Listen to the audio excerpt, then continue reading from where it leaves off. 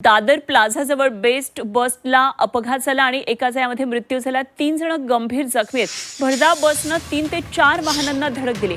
चालकाचं बसवरचं नियंत्रण सुटलं आणि हा अपघात झालाय। खरं तर मुंबईतला दादरचा भाग म्हणजे अत्यंत वर्दळीचा भाग, त्यात प्लाझाजवळ अनेक दुकानं असतात, हजारो लोक या ठिकाणाहून चालत असतात आणि दादर प्लाझाजवळ बेस्टच्या बसला हा अपघात झाल्याची माहिती कळतेय। चालकाचं स्टीअरिंगवरचं नियंत्रण सुटलं आणि हा अपघात झाला। तर भरधाव वेगात होती ही बस आणि या बसनं 3 ते 4 वाहनांना धडक दिली। अनियंत्रित झाली बस आणि त्यामुळे ही धडक बसली। या अपघातामध्ये एकाचा मृत्यू झालाय, 3 जण गंभीर जखमी आहेत।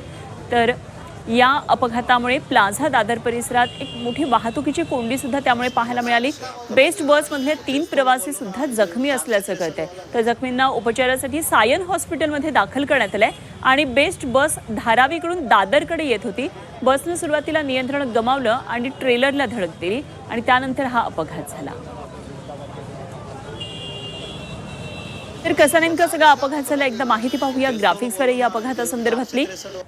बेस्टच्या भाडेतत्वावरील बेस्ट बस संबंधी सुरक्षेचा प्रश्न आता पुन्हा एकदा ऐरणीवर आलेला आहे।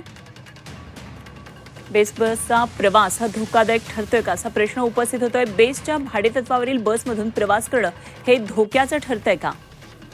भाडेतत्वावरील बेस्ट बसचे कर्मचारी, बसचे चालक पुरेसे प्रशिक्षित नाहीत का असा प्रश्न या निमित्तानं समोर येतोय। आधीच आर्थिकदृष्ट्या उतरती कळा लागलेल्या बेस्टचा प्रवास सुरक्षित राहिलाय का?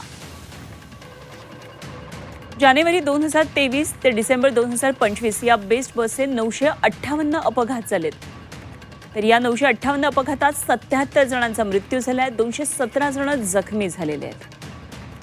85% पेक्षा जास्त अपघात हे भाडेतत्वावरील बसशी संबंधित आहेत।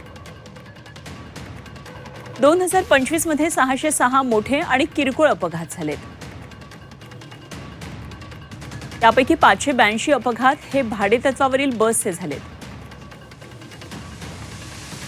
2024-25 आर्थिक वर्षात झालेल्या 12 प्राणघातक अपघातांपैकी 10 अपघात भाडेतत्वावरील बस आहेत। तर 2025-26 मध्ये बेस्ट बस अपघातांमधल्या 24 मृत्यूंपैकी 88% मृत्यू भाडेतत्वावरील बसशी संबंधित आहेत।